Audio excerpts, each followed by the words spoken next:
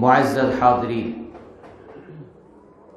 মহান রব্বুল আলামিনের শানে অসংখ্য হামদ এবং সানা, স্তুতি ও প্রশংসা, যিনি সেগুলোর একমাত্র উপযুক্ত, যিনি অনুগ্রহ করে আমাদেরকে সালাতুল জুমা আদায়ের জন্য এই মসজিদে উপস্থিত হওয়ার তৌফিক দান করেছেন। আলহামদুলিল্লাহ।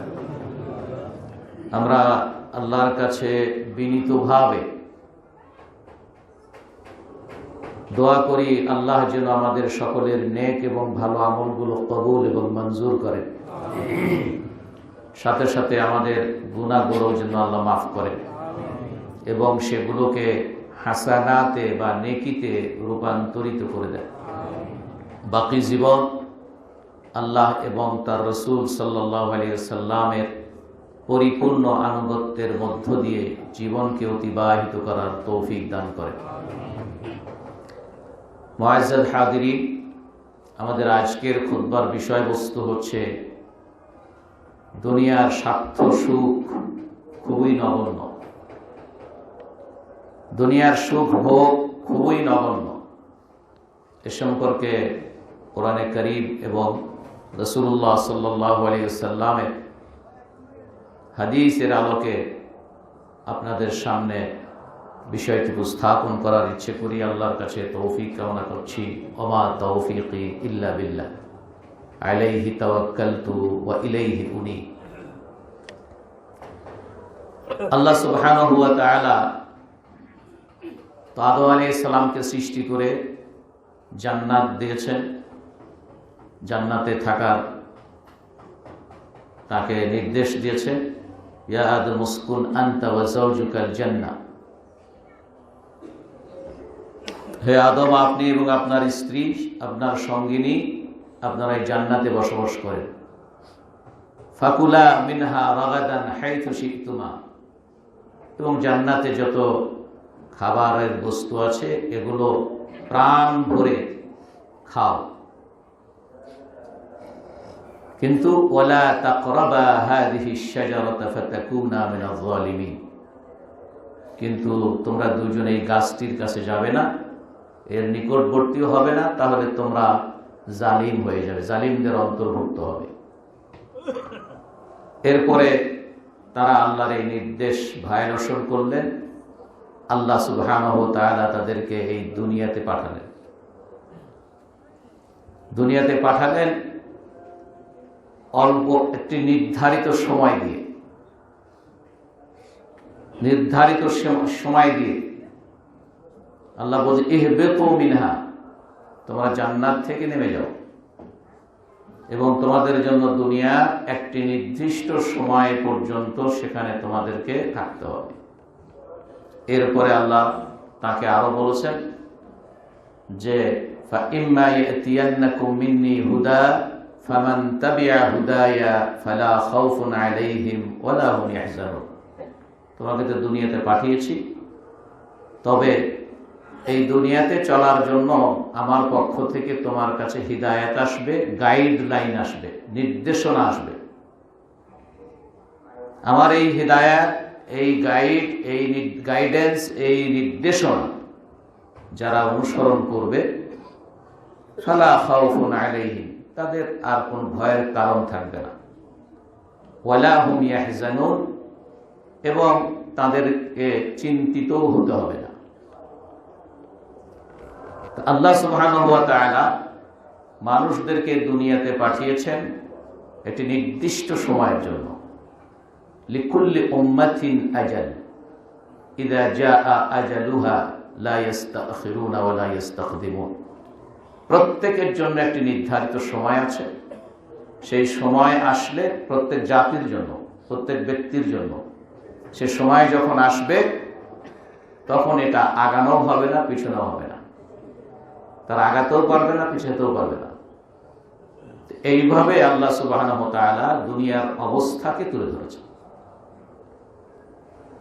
কোরআনের অনেক আয়াতে এই দুনিয়ার জীবনটা কি, তার বাস্তব অবস্থাটা কি, এটা আল্লাহ স্বয়ং কোরআনে কারিমে অনেক আয়াতের মধ্যে সেই কথাটি তুলে ধরেছেন। সবগুলো মানে সার অংশ হচ্ছে দুনিয়ার জীবনটা ক্ষণস্থায়ী, ভঙ্গুর, এর সার আল্লাহ সুখ ভোগ প্রভাব প্রতিপত্তি সবগুলো খুবই সামান্য সময়ের জন্য, আর এই সুখ ভোগটাও খুবই সামান্য, অতি নগণ্য। আল্লাহ সুবহানাহু ওয়া তাআলা সূরা আল হাদীদের 20 নম্বর আয়াতে আল্লাহ এভাবে কথাটিকে উপস্থাপন করছেন,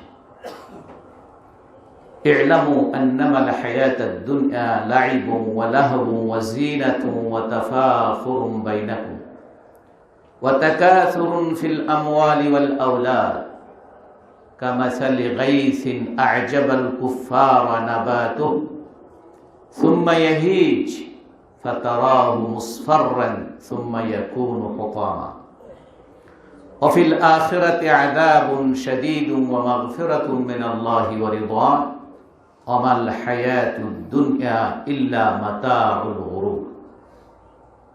অর্থ বলছি, তোমরা জেনে রাখো, হে মানুষেরা তোমরা জেনে রাখো, ভালোভাবে জেনে নাও, আল হায়াতুদ দুনিয়া, এই দুনিয়ার এই জীবন, পার্থিব জীবনটা কি?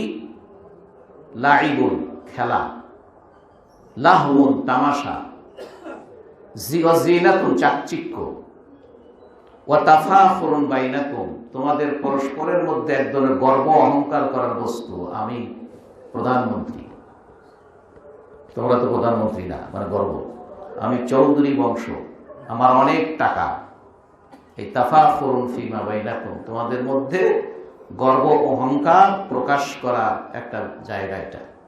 আর ওয়া তাকাসুরুন ফিল আমওয়ালি ওয়াল আওলাদ, আর তোমাদের সন্তান সন্ততি, জনবল ধনবল, কার কত বেশি, এটা অর্জনের প্রতিযোগিতা। এর উদাহরণটা কি? আল্লাহ বলছে একটা উদাহরণ দিয়েছেন, মানুষের এই পার্থিব জীবনের একটি উদাহরণ দিয়েছেন এই আয়াতে, কামাসালি গাইসিন আ'জাবাল কুফফারা নাবাতুহু সুম্মা ইয়াহীজু ফাতারাহু মুসফাররা সুম্মা ইয়াকুনু হুতামা, ওই বৃষ্টির মতো, যে বৃষ্টি কোনো জমিনে পড়ার পরে সেই জমিন থেকে উদ্ভিদ, শস্য, ফসল এটা উদয় হয়, উদ্গত হয়, এরপরে আপনি হয়ে এটা শস্য সুজলা সুফলা শ্যামল রূপ ধারণ করে, যা কৃষককে বিস্মিত করে, কৃষকের মন কেড়ে নেয়। ফাতারাহু মুসফাররা, আল্লাহ বলছেন যে এটা বাড়তে থাকে, এরপরে সুন্দর সুজলা সফলা রূপ নেয়, তারপরে কি হয়?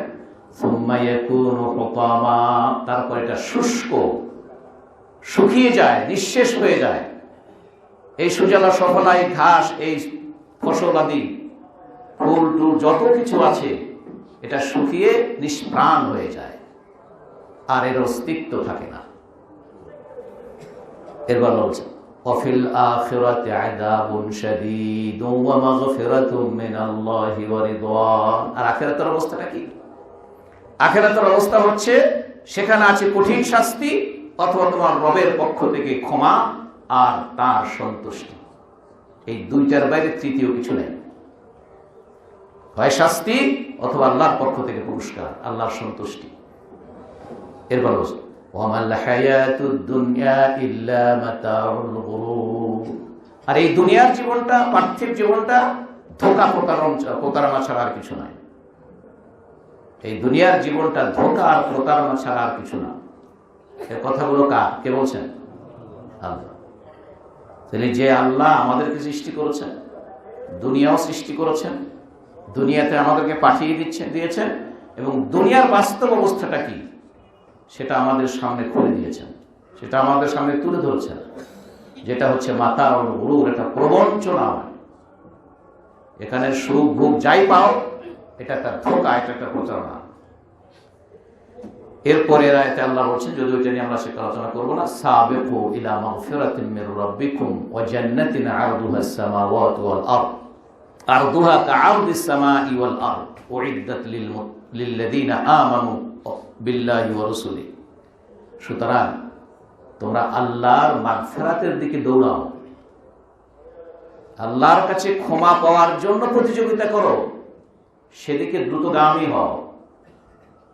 আর ওই জান্নাতের জন্য, যেই জান্নাতের প্রশস্ততা, দৈর্ঘ্য প্রশস্ততা আকাশ সমূহ এবং জমিনের সমান, তার চাইতে বেশি, তার চাইতেও বেশি। কাদের জন্য রাখা হয়েছে জান্নাত? উইদ্দাত লিল্লাযীনা আমানু বিল্লাহি ওয়া রাসূলিহি, তাদের জন্য প্রস্তুত করে রাখা হয়েছে জান্নাতকে যারা আল্লাহ এবং তার রাসূলের প্রতি ঈমান আনবে। ওয়া যালিকা ফাদলুল্লাহি ইউতিহি মান ইয়াশা, এটা আল্লাহর অনুগ্রহ, তিনি যাকে ইচ্ছে তাকে দান করেন। আল্লাহু যুল ফাদলিল আযীম, আল্লাহ হচ্ছে বিশাল মহান অনুগ্রহের তিনি একমাত্র মালিক। এটা হচ্ছে সূরা আল হাদীদের 20 এবং 21 নম্বর আয়াত পড়লাম। প্রথম আয়াতটি হচ্ছে দুনিয়ার জীবনের বাস্তব অবস্থাটা আল্লাহ তুলে ধরেছেন, অতএব তোমাদের যা করা উচিত সেটা আল্লাহ তার 21 নম্বর আয়াতে এটাই বলেছেন। অন্য আরেকটি আয়াতে সূরা আল আনআমের 70 নম্বর আয়াতে আল্লাহ বলছেন, ওয়াদারিল্লাযীনা ইত্তাখাযু দীনাহুম লাইবান ওয়া লাহওয়া ওয়া গাররাতহুমুল হায়াতুদ দুনিয়া। আল্লাহ তার রাসূলকে সম্বোধন করছেন যে আপনি তাদেরকে ত্যাগ করুন, তাদের সাথে কোনো সম্পর্ক রাখবেন না। কারণ যারা আল্লাহর এই দিনকে খেল তামাশার বস্তু বানিয়ে নিয়েছে, অনর্থক জিনিস, খেলা যেমন অনর্থক, আল্লাহর দিনটাকে তারা অনর্থক মনে করে। আর তাদেরকে গাররাতহুমুল হায়াতুদ দুনিয়া, আর দুনিয়ার জীবন তাদেরকে ধোঁকায় ফেলে রেখেছে, দুনিয়ার জীবন তাদেরকে ধোঁকায় ফেলে রেখেছে। সূরা আনআম 70 নম্বর আয়াত, 6 নম্বর সূরা 70 নম্বর আয়াত। সূরা আর-রা'দের 26 এবং 27 নম্বর আয়াতে আল্লাহ বলেন, ওয়া ফারিহু বিল হায়াতিদ দুনিয়া ওয়া মাল হায়াতুদ দুনিয়া ফিল আখিরাতি ইল্লা মাতা। এই লোকেরা দুনিয়ার জীবন পেয়ে খুশি হয়ে গেছে, এই লোকেরা দুনিয়ার জীবন পেয়ে কি হয়ে গেছে? খুশি, আনন্দিত। অথচ এই দুনিয়ার জীবনটা আখিরাতের তুলনায় খুবই নগণ্য। সূরা আর-রা'দের 26 এবং 27 নম্বর আয়াত। সূরা মুহাম্মদ 47 এবং 48 নম্বর সূরা, এর 36 নম্বর আয়াতে আল্লাহ বলছেন, ইন্নামাল হায়াতুদ দুনিয়া লাইবুন ওয়া লাহবুন ওয়া ইন তু'মিনু ওয়া তাত্তাকু ইউতিকুম উজুরাকুম ওয়া লা ইয়াসআলুকুম আমওয়ালাকুম। যে এই বস্তুত দুনিয়ার জীবনটা হচ্ছে খেল তামাশা। আমরা প্রথম যে আয়াত বলেছি সূরা হাদীদের, ওর মতই এটা খেল আর খেলা এবং তামাশা, অনর্থক কাজ হচ্ছে এই দুনিয়াটা। তোমরা যদি ঈমান আনো, তাকওয়া অর্জন করো, তাহলে তিনি তোমাদেরকে এর প্রতিদান দেবেন। আর এর বিনিময়ে আল্লাহ তোমাদের কাছ থেকে কোনো সম্পদ চান না, কোনো কিছু চান না। সূরা জাসিয়ার 35 নম্বর আয়াতে আল্লাহ বলেন, যালিকুম বিআন্নাকুম ইত্তাখাযতুম আয়াতিল্লাহি হুজওয়া ওয়া গাররাতকুমুল হায়াতুদ দুনিয়া ফালইয়াওমা লা ইউখরাজুনা মিনহা ওয়া লা ইস্তা'তাবুন। আল্লাহ বলছেন যে এটা এই কারণে তোমাদের আজকের পরিণতিটা খারাপ, এই কারণে পরকালের কথায় খারাপ পরিণতিটা এই কারণে যে তোমরা আল্লাহর দ্বীনকে, আল্লাহর বিধানগুলোকে, আল্লাহর নির্দেশগুলোকে তোমরা একটা তামাশার বস্তু মনে করতা। মানে আল্লাহর দ্বীন একটা অনর্থক, প্রয়োজনহীন। যেমন আপনার বাড়িতে কোরআন সে বই উপর উঠায় রাখছেন, মনে হয় অনর্থক একটা বইটা, এটার কোনো প্রয়োজন নাই।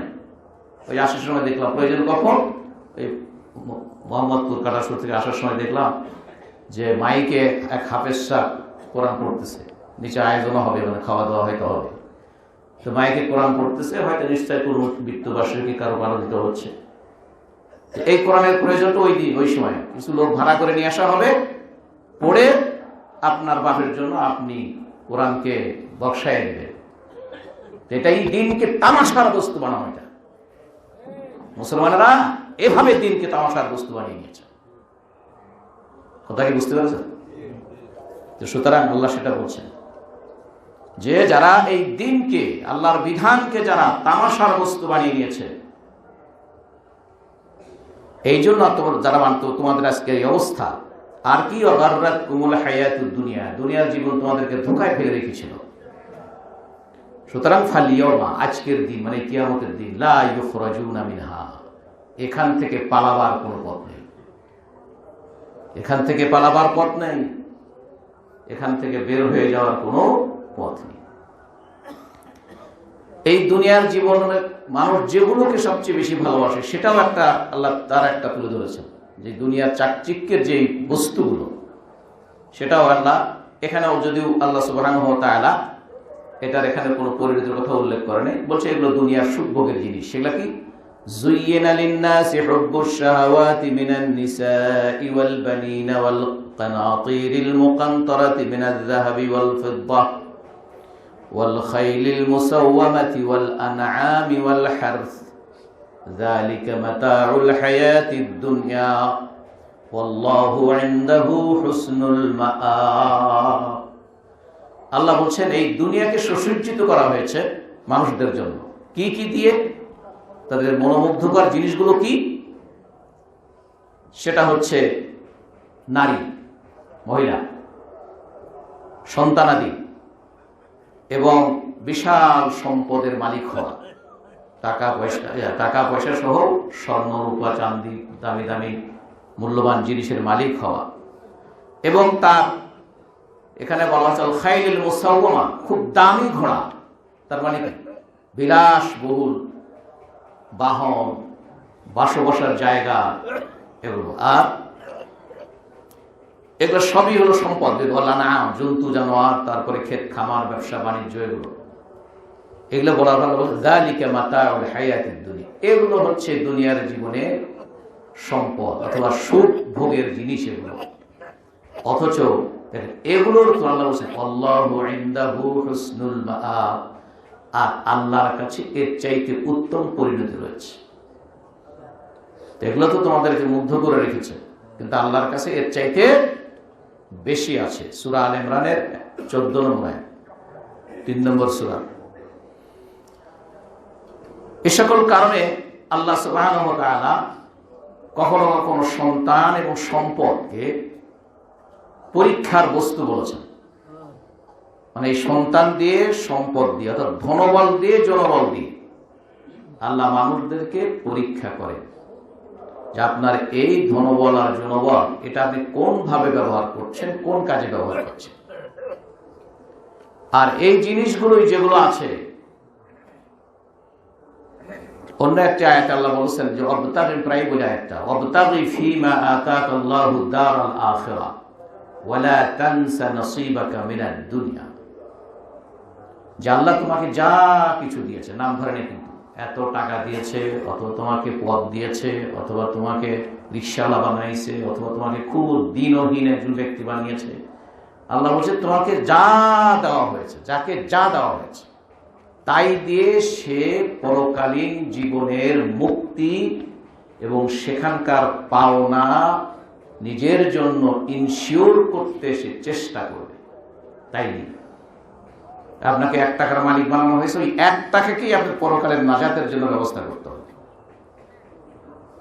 তো সুতরাং ওয়ালা তানসা নসীবাকা মিনাদ দুনিয়া, দুনিয়াতে তোমার যেটা প্রাপ্য আছে সেটাও তুমি নাও, এটা নিতে ভুলো না।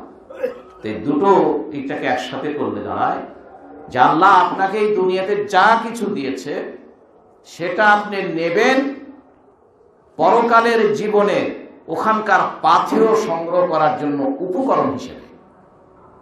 সুতরাং আপনার সন্তান হবে আপনার পরকালের মুক্তির একটি উপায়, আপনার সম্পদ হবে পরকালের মুক্তির একটি উপায়, আপনার পদ পদবী এবং আপনার প্রচার প্রপারণা ইত্যাদি সব কিছু হবে পরকালীন জীবনের মুক্তির একটি একটি করে উপায় এবং উপকরণ।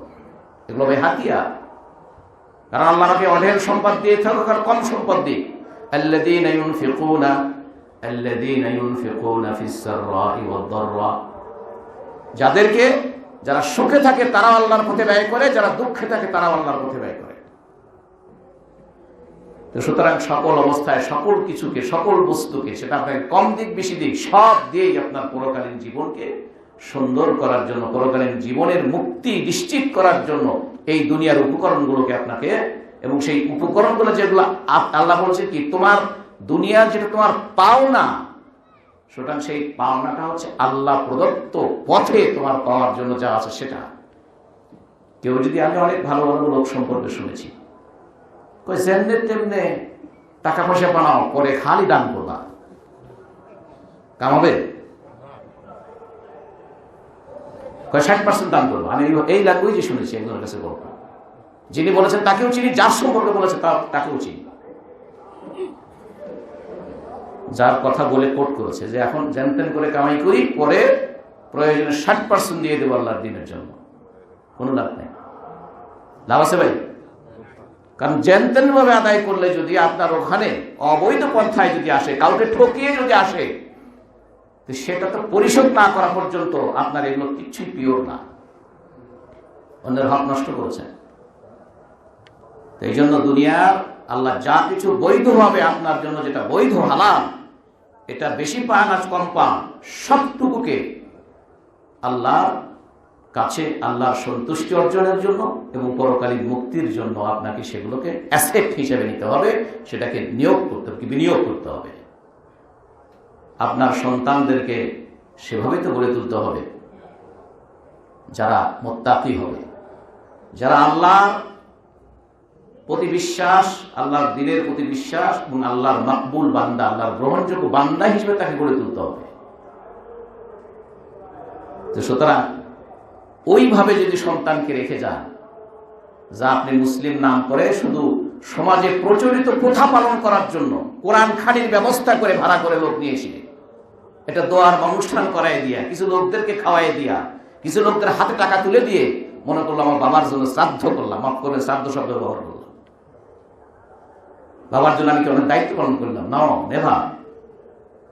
সুতরাং এই ধরনের সন্তান আপনি দুনিয়াতে রেখে যাচ্ছেন না, কোন সন্তান রেখে যাচ্ছেন? এই সন্তান আপনার জন্য পরকালীন মুক্তির হয় কারণ হবে, অথবা ক্ষতির কারণ হবে। কি এগুলা কি বুঝতেছেন তো নাকি? আর আমি কি একটু বাড়াইয়া বলতেছি? সুতরাং এই জন্য ভাইয়েরা, এখনই আমাদেরকে সিদ্ধান্ত নিতে হবে। এই জন্য এই দুনিয়াটাকে বলা হয়েছে এটা পরকালের ক্ষেত। আপনি এখানে যেই ফসল বুনবেন, যেই চারা লাগাবেন, এটা ওখানে পাবেন। বোনেরাও মনোযোগ দিয়ে শোনার চেষ্টা করবেন। পরিবার সন্তানদেরকে সঠিক পথে গড়ে তোলার জন্য মায়েদের ভূমিকা বাপদের চাইতে অনেক বেশি, ঠিক না বেঠিক? সুতরাং এই জন্য একজন সাধারণ ব্যক্তিরও কিন্তু, সাধারণ কি ঐতিহাসিকভাবে অথবা নেপোলিয়ান, আমাকে ভালো মা দাও, আমি তোমাকে ভালো জাতি উপহার দিব। আমরা মুসলমানরা হয়েছি কোরআনের কথা বলে কোনো দলিল দিলে খুব বেশি খুশি হই না, রাসূলের কথা বলে কোনো দলিল দিলে বেশি খুশি হই না, কিন্তু পাশ্চাত্যের কারো কথা বলে যদি ভালো একটা কথা কইছি ওটা বলে কিন্তু খুব খুশি হই। বাপরে, কথা ঠিক না ঠিক? একজন খুব বড় মাপের মানুষের সাথে আমি কথা বলতেছিলাম, ওনাকে বললাম আমি যে একজন মুসলিম ব্যক্তির সামনে কোরআনের থেকে দলিল দেওয়া, কোরআনের থেকে কোনো প্রমাণ পেশ করা, রাসূলের কথা থেকে কোনো কোট করে কোনো প্রমাণ পেশ করার চাইতে উপরে আর কোনো যুক্তি নেই। উনি আমার সাথে একমত হলেন না। উনি বললেন যে অমুক কয়েকজনের নাম বললেন, যার সাথে কথা হচ্ছে তাকে বললো আপনারা অনেকে চিনবেন, যাদের সম্পর্ক উনি বলেছেন যে অমুক অমুক অমুকদের সামনে তো যুক্তি দিতে হবে, তারা তো কোরআনের কথা শুনবে না। উনি যদি, কিন্তু যাদের নাম বলছে তারা সবাই মুসলিম, তবে বুদ্ধিজীবী, মুসলিম বুদ্ধিজীবী না, মুসলিম বুদ্ধিজীবী না। উনি নিজে মুসলিম হিসেবে পরিচিত, আবার সমাজের বুদ্ধিজীবী হিসেবে পরিচিত, তাদের নাম বলবেন।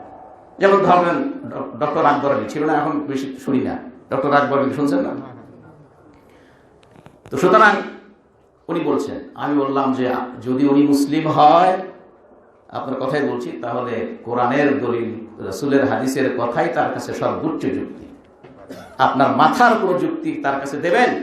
আপনার চাইতে সে যদি বেশি মেধাবী হয়, আপনার চাইতে সে যদি বেশি চিন্তাশীল হয়, আপনার ওই যুক্তিকে এক মুহূর্তের মধ্যে খণ্ডন করে দিয়ে তার যুক্তি আপনার উপরে, আপনি তখন তার কাছে হেরে যেতে বাধ্য হবেন।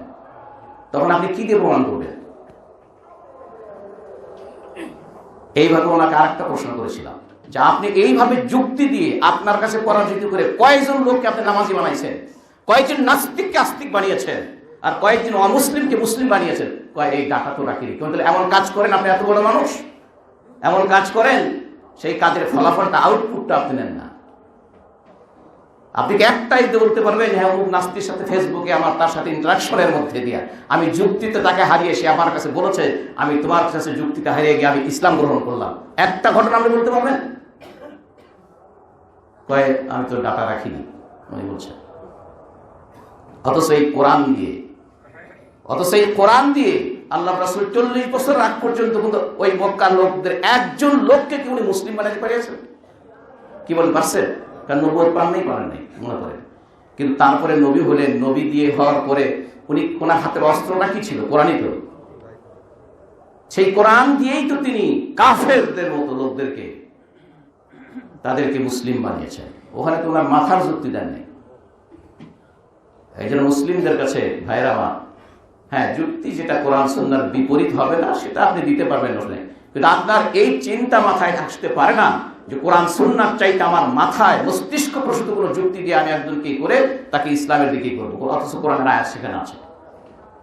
তো সুতরাং সেটাই বলছিলাম যে আমাদেরকে দুনিয়ায় আল্লাহ যা কিছু দিয়েছেন সব কিছুকে দিয়ে আমার সন্তান আমার জন্য যেন কল্যাণ করা হয়, আমি যেন সেই সন্তান দেখে যেতে পারি যেই সন্তান তার বাবা মায়ের জন্য দোয়া করবে, আল্লাহর শিখিয়ে দেওয়া দোয়া, রব্বিরহামহুমা কামা রব্বায়ানি সগীরা, রব্বিরহামহুমা কামা রব্বায়ানি সগীরা, রব্বিগফিরলি ওয়া লিওয়ালিদাইয়া ওয়া লিল মুমিনিনা ইয়াওমা ইয়াকুমুল হিসাব। যেই সন্তান বলবে হে আমার রব আমাকে মাফ করো, আমার পিতামাতাকে মাফ করো, আর সমস্ত মুমিন মুসলিমদেরকে তুমি মাফ করে দাও।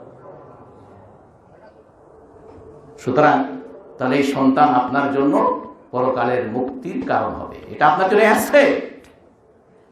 একইভাবে সম্পদ, আল্লাহ বলছেন সূরা সফের 10 নম্বর আয়াত, ইয়া আইয়ুহাল্লাযীনা আমানু হাল আদুল্লুকুম আলা তিজারাতিন তুনজিকুম মিন আযাবিন আলীম। হে বান্দারা, তোমাদেরকে কি এমন একটি ব্যবসার কথা বলবো যেই ব্যবসা তোমাদেরকে কঠিন যন্ত্রণাপ্রদ শাস্তি থেকে মুক্তি দেবে।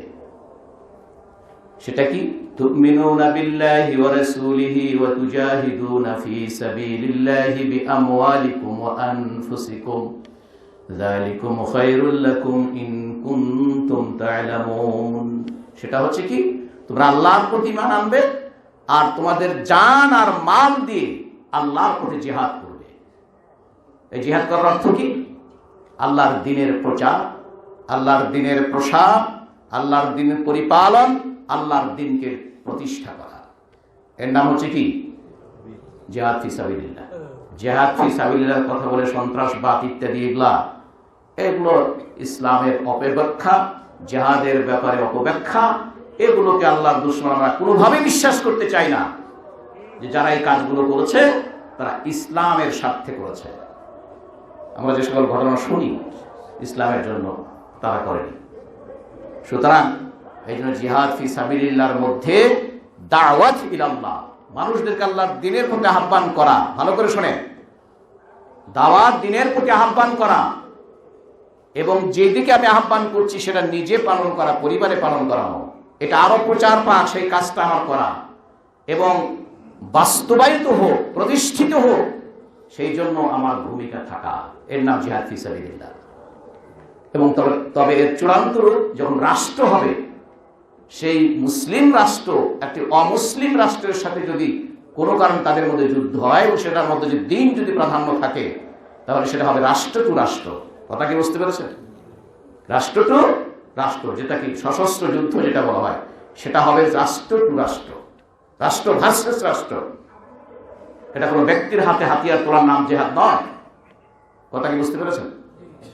সুতরাং এগুলা হচ্ছে, তাহলে আল্লাহ এখানে কি বলছেন? তোমার জান মাল দিয়ে তুমি আল্লাহর পথে জিহাদ করবে, আল্লাহর দ্বীনের জন্য, প্রচারের জন্য, প্রসারের জন্য, মানার জন্য, পালনের জন্য এবং প্রতিষ্ঠার জন্য তুমি চেষ্টা করবে। তাহলে জান্নাত থেকে, জাহান্নাম থেকে, কঠিন শাস্তি থেকে বাঁচবে। তাহলে আল্লাহ এখানে শাস্তির থেকে বাঁচার পথ বলে দিয়েছেন না? তাহলে আপনার জানটা আপনার মালটা দুইটাই। আর এটাই ইমানদারদের কাছ থেকে আল্লাহ ক্রয় করে নিয়েছেন। সূরা আত-তাওবার 111 নম্বর আয়াত, ইন্নাল্লাহা ইশতারা মিনাল মুমিনিনা আনফুসাহুম ওয়া আমওয়ালাহুম বিআন্না লাহুমুল জান্নাহ, যে নিঃসন্দেহে আল্লাহ মুমিনদের কাছ থেকে তাদের জানটা খরিদ করে নিয়েছেন, ক্রয় করে নিয়েছেন জান্নাতের বিনিময়ে। তাহলে এই জানমালটা আল্লাহর কাছে, আমরা যারা ইমানদার আল্লাহর কাছে বিক্রি করেছি, শুধু আল্লাহর ইচ্ছায় এটা ব্যয় হতে হবে, আল্লাহর ইচ্ছায় ব্যয় হতে হবে। তো সুতরাং এই জন্য এই সকল সম্পদ, সন্তান, সন্ততি, আপনার পদ পদবী সব কিছু রাসূলুল্লাহ সাল্লাল্লাহু আলাইহি ওয়াসাল্লাম বানিল মুস্তালিক গোত্রের যিনি গোত্রপতি সর্দার, তার মেয়েকে বিয়ে করেছেন, হুয়াই বিন আখতাব। তার মেয়েকে রাসূলুল্লাহ সাল্লাল্লাহু আলাইহি ওয়াসাল্লাম বিয়ে করার কারণে তার শ্বশুরের ফ্যামিলি হয়ে গেছিল বানিল মুস্তালিক গোত্র, সবাই ইসলাম গ্রহণ করেছে। ওখানে তার এই পদ, ওখানে তার এই পজিশন ইসলামের জন্য কাজে লেগেছে। তো সুতরাং এই জন্য আপনার পদ, পজিশন সব কিছু আল্লাহর দ্বীনের স্বার্থে উৎসর্গকৃত হবে, সেটা অ্যাসেট হিসেবে ব্যবহার হবে, সেটাকে আপনি সেখানে বিনিয়োগ করবেন আপনার পরকালীন মুক্তির জন্য, পরকালীন আল্লাহর সন্তুষ্টি অর্জন করার জন্য। এটা হচ্ছে মুসলিমদের জীবন, এটা হচ্ছে মুসলিমদের জীবন। এই জন্য আল্লাহ রাসূল বলেছেন যে আজাবান লি আমরিল মুমিন কুল্লুহু খায়র ওয়া লাইসা যাকা ইল্লা লিল মুমিন। যে মুমিনদের ব্যাপারটা হচ্ছে একটা বিস্ময়কর ব্যাপার, এর সবটুকুনি কল্যাণকর, এর সবটুকুনি কি কল্যাণকর। এটা শুধু মুমিনদের ছাড়া অন্য কোন মানুষের এটা হয় না, এটা শুধু ডেডিকেটেড টু মুমিন, মুমিনদের জন্য এটা একেবারে নিবেদিত। সবটুকুই যার কল্যাণ। কয় যদি সে খোশহালে থাকে, আল্লাহর শুকরিয়া আদায় করে, তার এই ভালো অবস্থায় থাকা, সুখের অবস্থাটা থাকা, ধন সম্পদ, টাকা পয়সা বা সুখ অর্জন, তার যা কিছু দরকার সব আল্লাহ দিয়েছেন, এই জন্য সে এটা পেয়ে আল্লাহর কৃতজ্ঞতা প্রকাশ করে, মানে কি মুখেও বলে আলহামদুলিল্লাহ, আর কাজে কর্মে আল্লাহ যেখানে যে সকল কাজগুলো করা এবং না করার জন্য বলেছেন সবগুলো করে। আবার যখন দুঃখের অবস্থার মধ্যে থাকে তখন সবা, ধৈর্য ধারণ করে, ধৈর্য ধারণ করে, আল্লাহকে গালি দেয় না। কথা বুঝছেন? এই জন্য সবটুকু কুল্লু খায়। ভালো থাকলেও তারা, ওই যে একটা প্রবাদ, প্রাচীন প্রবাদ, যে হাতি বাঁচলেও লাখ টাকা, মরলেও লাখ টাকা, আছে নাকি প্রবাদ? আমাদের ওদিকে আছে, ছোটকালে শুনেছি। তো সুতরাং এর জন্য মুমিনরা সকল অবস্থায় তাদের জন্য কল্যাণকর, সকল অবস্থায় তাদের জন্য ভালো। তো সুতরাং ভাইয়ের আমার, তাই আল্লাহ সুবহানাহু ওয়া তাআলা এখানে পার্থিব জীবনের এই যে চাকচিক্য ইত্যাদি, এটাই হচ্ছে শস্য সুজলা সফলা, দৃষ্টিকে কেড়ে নেয়, মনোমুগ্ধকর অবস্থা, এটার সঙ্গে তুলনা করেছেন সবুজ শস্য শ্যামলার বৃষ্টি হওয়ার কারণে এটা হয়, এরপর এটা নিঃশেষ হয়ে যায়, খড়কুটোয় পরিণত হয়ে যায়, এটার তখন আর কোনো দাম থাকে না, বেদামি হয়ে যায়।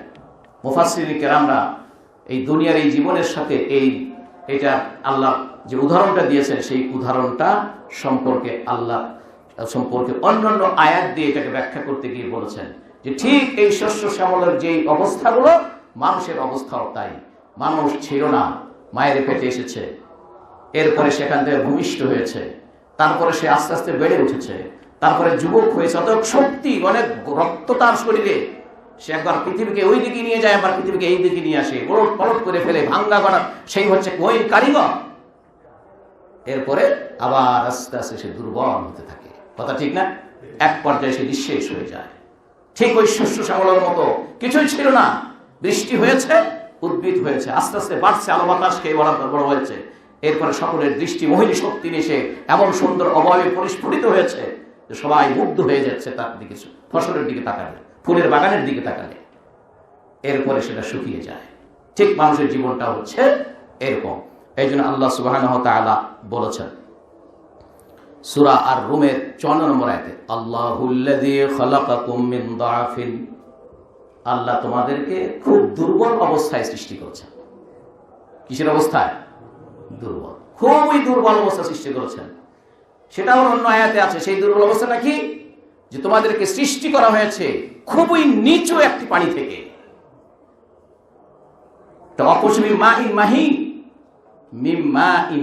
মানে খুবই নগণ্য পানি থেকে তোমাকে সৃষ্টি করা হয়েছে। এই জন্য একজন সালফে সালেহিনের একজন আলেম বলেছিল, মানুষ তুমি কিসের দম্ভ করো, কিসের অহংকার করো, তুমি কিসের গর্ব করো, তুমি দুইবার সবচেয়ে নিকৃষ্ট জায়গাতে তুমি বের হয়েছ। কথা ঠিক না বেঠিক? দুইবার তুমি নিকৃষ্ট জায়গা দিয়ে বের হয়েছে, তুমি কিসের অহংকার করো তুমি? সেই জন্য আল্লাহ বলছে অক্সিদ মেশিকা, সুতরাং তোমার এই পৃথিবীতে চালচলনটা তোমার যেন ভদ্র হয়। অক্সিদ ফি মেশি, এখানে যে তোমার চলাফেরা যেন নম্র হয়, ভদ্র হয়। তো সুতরাং আল্লাহ বলছেন তোমাদেরকে সে খুব দুর্বল অবস্থা থেকে সৃষ্টি করা হয়েছে। সুম্মা জাআলা মিন বাদি দাফিন কুওয়া, এরপরে তোমাদেরকে এই দুর্বলতা থেকে তোমাকে শক্তিশালী করা হয়েছে। কি সিকোয়েন্স ঠিক আছে কিনা ভাই? হ্যাঁ, দুর্বল দেখুন কেমন। আর মানব শিশু হচ্ছে সবচেয়ে বেশি দুর্বল অন্য সকল প্রাণীর চাইতে। অন্য সকল প্রাণীর শিশুদের চাইতে মানব শিশু হচ্ছে সবচেয়ে বেশি দুর্বল। আপনি দেখবেন যে ডিম থেকে যখন ওই যে মুরগির বাচ্চা ফোটে, এই দেখতেছেন ফুটে উঠছে, তাই না? আস্তে আস্তে এরপরে দেখবেন সে স্বয়ংসম্পূর্ণ হয়ে গেছে, দাঁড়াচ্ছে, হাঁটছে, তাই না? মায়ের পিছু পিছু দৌড়াচ্ছে। অথচ মানব শিশু কিচ্ছু করার ক্ষমতা নেই। সে ওখানেই প্রস্রাব করছে, ওইখানেই পায়খানা করছে, আবার হাত দিয়ে নিজের পায়খানা নিজেই খাচ্ছে। কি বলেন, ঠিক না ঠিক? আল্লাহ বলছেন তোমাকে সবচেয়ে দুর্বল অবস্থায় সৃষ্টি করা হয়েছে, এই দুর্বলতার পর থেকে আবার তোমাকে শক্তিশালী করা হয়েছে। সুম্মা মিন বাদি দাফিন কুওয়া, তারপর আল্লাহ তোমাদেরকে এই দুর্বলতা থেকে তোমাদেরকে শক্তি দান করেছেন। সুম্মা জাআলা মিন বাদি কুওয়াতিন দাফা, এরপরে আবার তোমাদেরকে এই শক্তি থেকে তোমাদেরকে আবার দুর্বলের দিকে নিয়ে যাওয়া হয়েছে। এরপরে কিভাবে দুর্বল হয়েছ? বুড়ো হয়েছ, এবং সেই অশীত পর বুড়ো, এবং সেই বুড়ো অবস্থায় মানুষ বলে তো আমরা যে মানুষের বৃদ্ধ সময়টা হচ্ছে ঠিক শিশু সময়ের মতো, ঠিক না বেঠিক? এই জন্য বৃদ্ধ বাবা মা বাড়িতে থাকলে বাচ্চারা বেশি বিরক্ত হয়। বাচ্চা মানে ছেলেরা, যারা এই আপনি দুঃখ করে থাকতে গ্যাটার করেন কেন বাবা বলতেছেন, তাতে মনে হচ্ছে ওই যে গ্যাটার করতে উনি আর ওই বয়সে কোনদিন বুঝবেন না। আবার মহিলার যারা আছেন তারা শাশুড়িকে সহ্য করতে পারেন না, মনে হয় আপনার যদি নিঃসন্তান আপনি না হয়ে থাকেন আপনি কোথায় কোনোদিন শাশুড়ি হবেন না, ঠিক না বেঠিক? ভুলে যায়। আর এই ভুলায় দেয় হলো শয়তান। দুনিয়ার চাকচিক্য দিয়ে না উপস্থিত যেটা পাইছে ওইটাই নিয়ে খুব, আমি এখন বাড়ির করতে, আমি এখন এই বুড়া মানুষটা, তার কি দরকার এখন? এই জন্য অনেক মহিলা, সবাই না, অনেক মহিলার চেষ্টাই থাকে তার স্বামীকে তার বাপ মা থেকে, তার ভাই ব্রাদার থেকে কিভাবে আগে পৃথক করবে, তাদের সাথে সম্পর্ক কিভাবে ছিন্ন করবে, এই চেষ্টা তার প্রথম থাকে। সবাই না, কিন্তু সবাই না। কারণ কোন স্ত্রী যখন তার স্বামীকে তার পরিবার থেকে পৃথক করতে পারবে, ওই স্বামীর উপর তার দাপট, তার তাণ্ডব চালানোর অধিকার বেশি প্রতিষ্ঠিত হবে। কথা বলছেন কিনা? তো এই জন্য এই বিষয়গুলো পরকালীন জীবনের সবকিছু চাকচিক্য আল্লাহ বলছিল সাময়িক সময়ের জন্য, সাময়িক সময়। আমি আশ্চর্য হয়ে যাই ওই বোনটার জন্য, ওই ওনার জন্য যিনি নিজের বাড়িতে, নিজের স্বামীর বাড়িতে শাশুড়ির সাথে ভালো ব্যবহার করেন না, সেই মেয়ে নিজের বাপের বাড়িতে গিয়ে নিজের ভাই বোনদের সাথে গোলমাল করে, আমার মাকে কেন দেখতে পারো না, ঠিক না? ওইখানে রীতিমতো ঝগড়া করে, রীতিমতো মারামারি করে, আমার মাকে কেন? যদি কেউ বলে যে তুমি তোমার শাশুড়ি ভালো ব্যবহার করো, কই আমার মায়ের মতো বলে শাশুড়ির মাথায় রাখতা। ওনার কাছে ওনার মা হচ্ছে দেবতা, মনে করেন দেবতা মানে ফেরেশতা, আর শাশুড়ি ফেরেশতা না। তো সুতরাং জান্নাত অত সহজ নয়, সব কিছু হিসেব দিতে হবে। কারণ আল্লাহ রাসূল বলে দিয়েছেন কি, প্রত্যেকের হক দিতে হবে। আপনার শাশুড়ির প্রতি আপনার যে হক আছে সেটা দিতে হবে। আপনার শাশুড়ির আবার তাই, শাশুড়ি নিজের মেয়ের জন্য যেরকম, বেটার বইয়ের জন্য আবার উনি ওরকম না। কি বলেন, ঠিক না?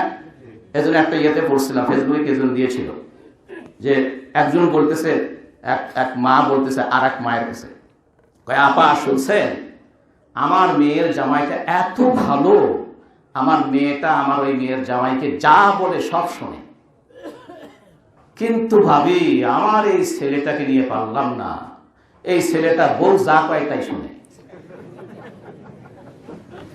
কি হলো তাহলে? চিন্তা করতে পারছেন কিরকম স্বার্থপর? বোনেরা কি শুনতেছেন? শুনবেন, সবাই মনোযোগ দিয়ে শুনবেন। আসছেন যখন কষ্ট করে, জুমার নামাজে আপনাদের মসজিদে আসা জরুরি না আপনাদের জন্য, তবু যেহেতু আসেন বাড়তি সুবিধাটা নিতে হবে। এটা একটা হলো জামাতের ফজিলত পাচ্ছেন, আর একটি হচ্ছে এখান থেকে যে খুতবায় যে আলোচনাগুলো হয় এগুলো যদি মনোযোগ দিয়ে শোনেন তাহলে এটা আপনাদের এলেম বৃদ্ধি হচ্ছে, আপনার এলেম বৃদ্ধি হচ্ছে, দিন সম্পর্কে সচেতনতা বৃদ্ধি হচ্ছে, পরকাল সম্পর্কে আপনার চিন্তা শানিত হচ্ছে। এই জন্য এই সময়টাকে নষ্ট করবেন না গল্প গুজব করে অথবা অমনোযোগী থেকে, আপনাদের প্রতি অনুরোধ রইল। তো সুতরাং আল্লাহ সুবহানাহু ওয়া তাআলা এটা বলেছেন। এরপরে আল্লাহ সুবহানাহু ওয়া তাআলা আরেকটি আয়াতে বলেছেন যে সূরা হজ্জের 5 নম্বর আয়াতে মানুষকে কিভাবে সৃষ্টি করেছে, ঠিক ধারাবাহিকভাবে একেবারে ভ্রূণ, তারপরে সেটাকে জমাট বাঁধা রক্ত, তারপরে সেটা একটা ইয়া হয় নাকি আটার মতো হয়ে যাওয়া, দ্বিতীয় পর্যায়ে আটার মতো হয়, এরপরে আবার সেটা টুকরায় পরিণত হয়, এরপরে মাংস হয়, এরপরে সেইখানে তার হাড় চড়ানো হয়, এরপরে সে বাচ্চা হিসেবে প্রসব হয়, এরপরে সে যুবক হয়, এরপরে সে আবার কি হয়, বৃদ্ধ হয়, এর মধ্যে আবার কেউ মারা যায়। ওই সূরা আল হজ্জের 5 নম্বর আয়াত, সূরা আল হজ্জ এর 5 নম্বর আয়াতে আল্লাহ এটা বলেছেন। আর মানুষের একটি শেষ অবস্থার কথা দুইটা ভাবে বলছে সূরা 3-এ, সুম্মা রাদাদনাহু আসফালা সাফিলিন।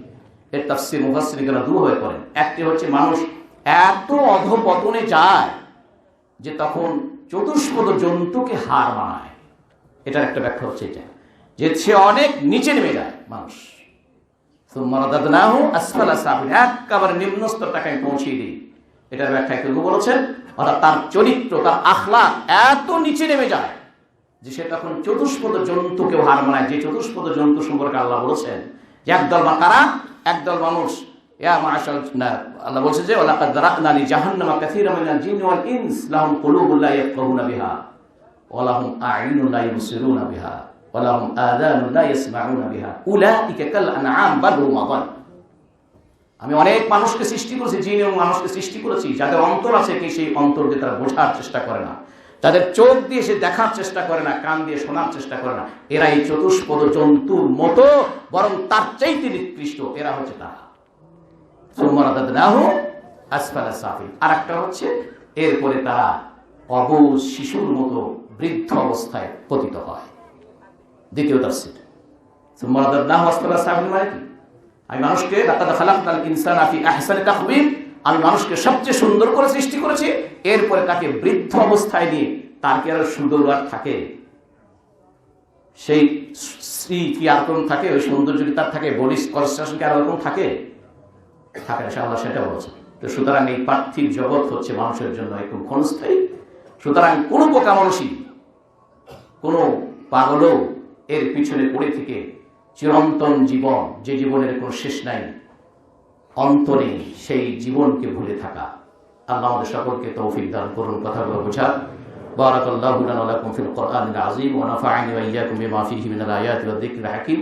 আকুলু কওলি হাযা ওয়া আস্তাগফিরুল্লাহ লি ওয়া লাকুম ওয়া লিসাইরিল মুমিনিন ফাস্তাগফিরু ইন্নাহু হুয়াল গফুরুর রহিম।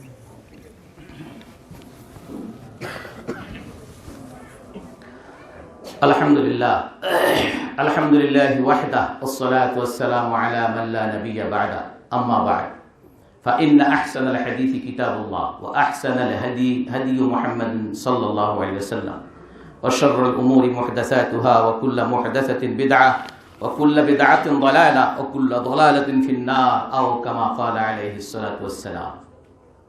معزز الحاضرين, أجل الله سبحانه وتعالى سورة المنافقون 9 নম্বর আয়াত আল্লাহ বলছেন যে ইয়া আইয়ুহাল্লাযীনা আমানু লা তুলহিকুম আমওয়ালুকুম ওয়ালা আওলাদুকুম আন যিকরিল্লাহ ওয়া মান ইয়াফআল যালিকা ফাউলাইকা হুমুল খাসিরুন। হে ইমানদারগণ, তোমাদের ধন সম্পদ এবং সন্তান সন্ততি, তার মানে দুনিয়ার বস্তু যেগুলো বললাম, অথবা পার্থিব জীবন তোমাদেরকে যেন আল্লাহর স্মরণ থেকে আল্লাহর কথাগুলো অর্ডার নিষেধ মানা ক্ষেত্রে যেন উদাসীন করে না ফেলে। যাদের এটা হবে, যাদের এটা হবে, যাদেরকে উদাসীন করে রাখবে, তারাই হচ্ছে মহা ক্ষতিগ্রস্ত। আল্লাহ যেন আমাদেরকে এই ক্ষতিগ্রস্তদের অন্তর্ভুক্ত না করেন। আমরা যেন আল্লাহ এবং আল্লাহ রাসূলের পরিপূর্ণ আনুগত্যের মধ্য দিয়ে আমাদের জীবনকে আমরা সাজাতে পারি। আল্লাহ যেন আমাদেরকে সেই তৌফিক দান করেন। ভাইরা, আমাদের সামনে মসজিদের কথা আবার স্মরণ করে দিচ্ছি।